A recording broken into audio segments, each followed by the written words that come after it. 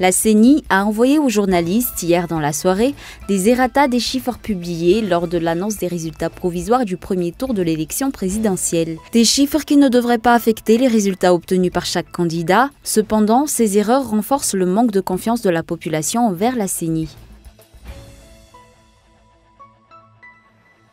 Les travaux effectués sur la zone de recasement d'Akourjan se poursuivent. Récemment, ce terrain a été clôturé. Les habitants des environs se plaignent des aménagements effectués et expriment leurs craintes par rapport au risque de montée des eaux. Une suite d'attaques au Pakistan, la première a visé un marché des zones tribales pakistanaises où un kamikaze a tué au moins 35 personnes et fait près de 25 blessés, tandis qu'un second attentat a été commis au consulat de Chine à Karachi et a coûté la vie à 2 policiers.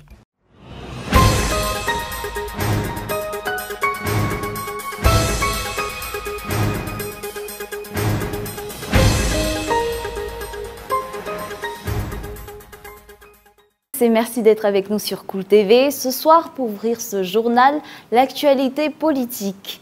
Hier, dans la soirée des errata, des chiffres publiés lors de la publication des résultats provisoires de la CENI ont été envoyés aux journalistes. Selon la CENI, ces chiffres n'affectent pas les résultats obtenus par chaque candidat. Cependant, ces erreurs amènent la population à douter encore plus de la transparence du travail effectué par la CENI.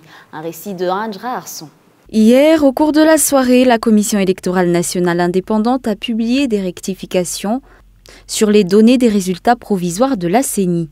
Une publication qui ne fait que renforcer les craintes des candidats et de la société civile en ce qui concerne le traitement des résultats de cette élection. Et pourtant, de telles erreurs ne devraient pas être commises étant donné que l'avenir de la population se joue sur les résultats de cette descente aux urnes.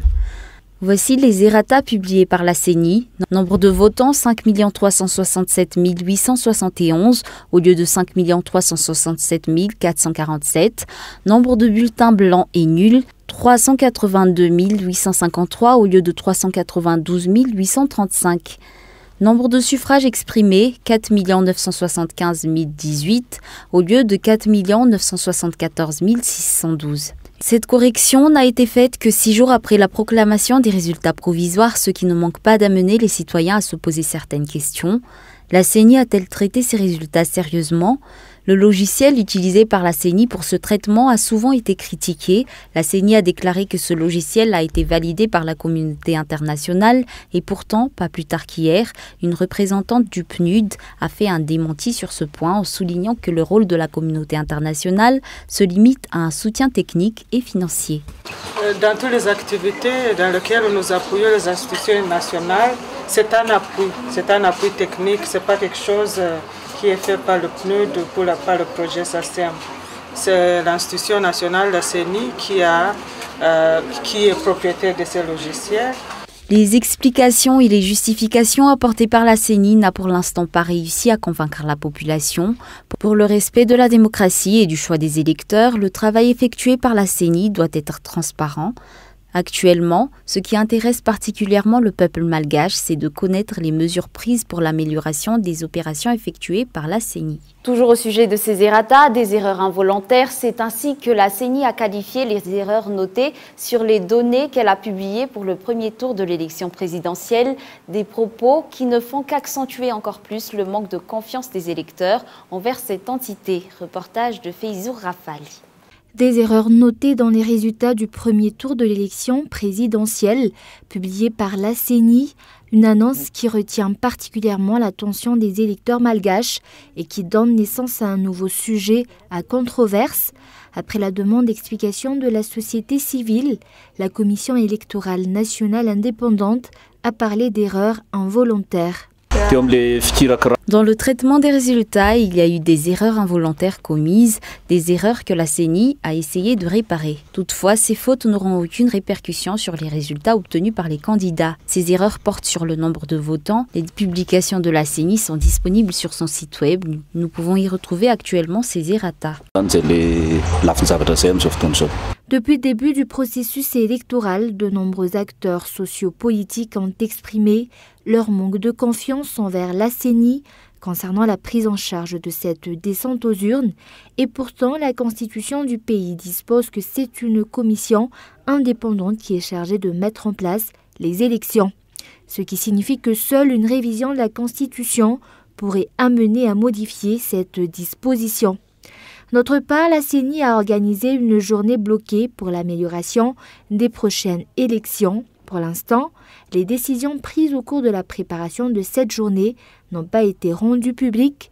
Les journalistes ont à peine été autorisés à filmer quelques minutes. Dans l'actualité économique, la campagne de pêche crevettière sera fermée à partir du 1er décembre, une disposition annoncée par le ministère à travers un arrêté. Il faut savoir que l'exploitation des ressources de crevettes est l'un des secteurs les plus fructueux pour l'État.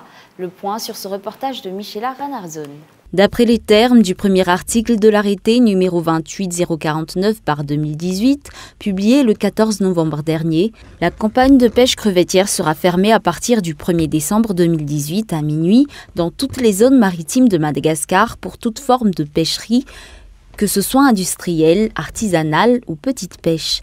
Dans l'article 3 du même texte, il est dit que chaque société de pêche, collecteur, poissonnerie et revendeur de crevettes sont tenus de déclarer leur stock au 30 novembre 2018 auprès de la Direction régionale des ressources halieutiques et de la pêche la plus proche et du ministère des ressources halieutiques et de la pêche au plus tard le 10 décembre 2018. Selon les chiffres obtenus, s'il y a une décennie, Madagascar produisait près de 10 000 tonnes de crevettes. Cette quantité a diminué d'un quart à cause des effets du changement climatique. Quoi qu'il en soit, ces 2 dernières années, la production s'est améliorée. La quantité exportée a également augmenté, passant de 8 666 tonnes en 2016 à 9 287 tonnes en 2017. Pour l'instant, les recettes obtenues de l'exportation de crevettes représentent une des parts les plus importantes des ressources de revenus de l'État, sur une recette de 500 milliards d'ariars obtenue de l'exportation de produits halieutiques. 200 milliards d'ariars proviennent de la pêche crevettière. Place à l'actualité sociale. La zone de recasement située à Nkourndjan a récemment été clôturée afin de pouvoir poursuivre les travaux. Les rumeurs sur la cession de ce terrain en particulier et les aménagements qui y sont effectués ont été à l'origine d'un débat houleux, notamment auprès des habitants des environs. Aujourd'hui, ces derniers se plaignent et craignent la montée des eaux. Ce reportage de Gaëtan Adjitslav vous en dit plus. Les habitants du Fouktan d'Ambouibariatanmen se demandent où ils vont aller se réfugier en cas de montée des eaux. Et pour cause, les remblais effectués sur la zone de recasement d'Nkourndjan se poursuivent.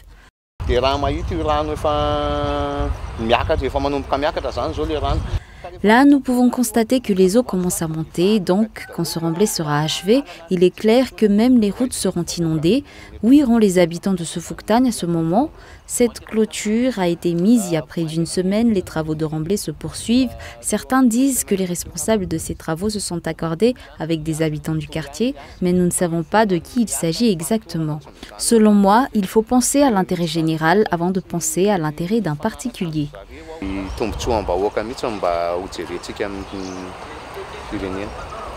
Les zones de recasement sont censées être des zones non cessibles et non constructibles.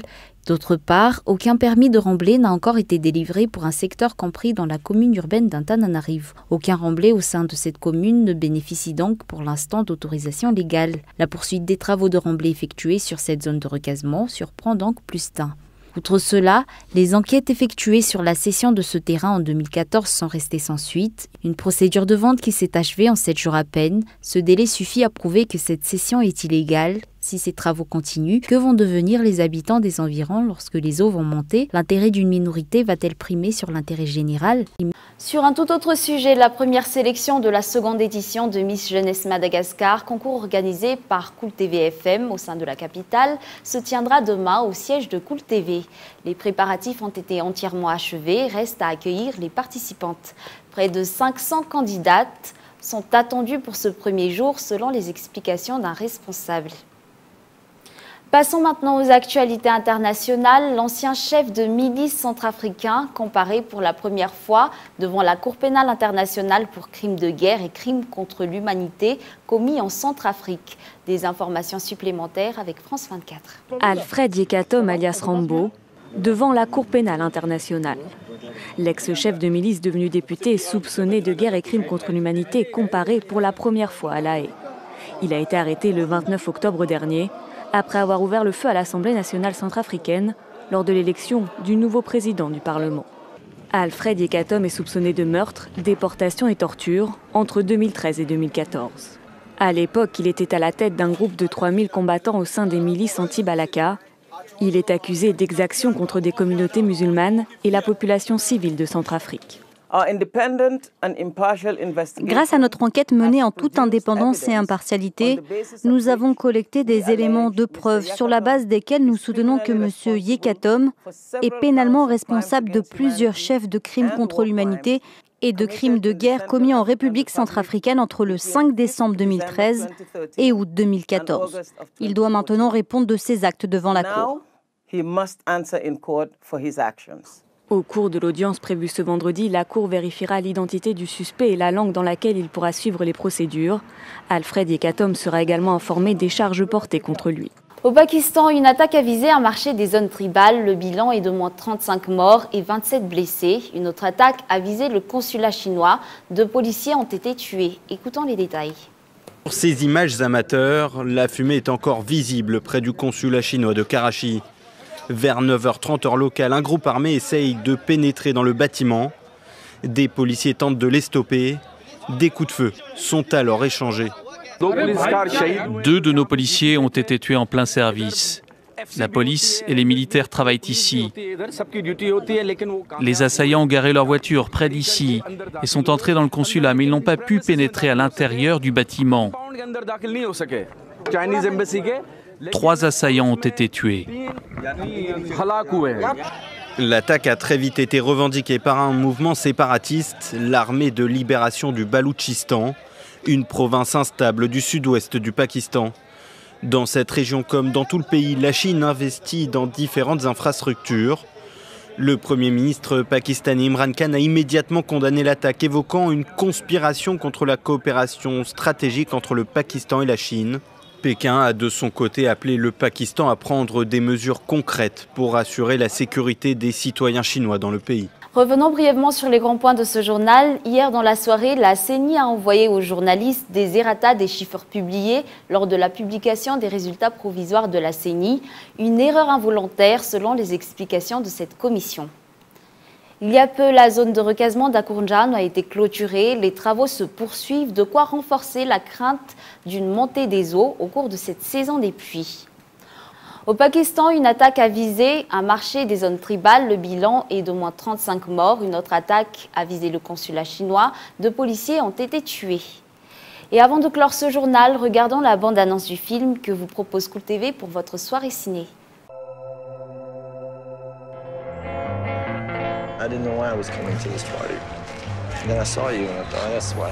As I walk along, I wonder what went wrong with our love. We thought we could just roll and tumble, live from song to song, kiss to kiss.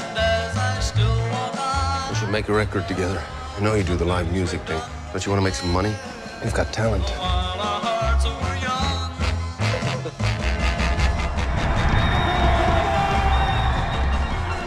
Help me. I have a condition. I can't be left alone.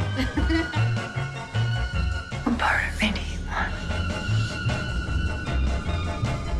He's after you.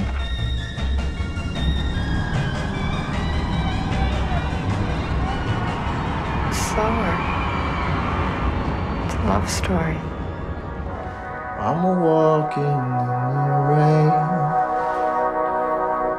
Tears are falling and I feel the pain. Et voilà, c'est la fin de ce journal. Merci d'avoir choisi Cool TV pour vous informer. Nous vous souhaitons une bonne soirée et une excellente suite de programmes en compagnie de Cool TV.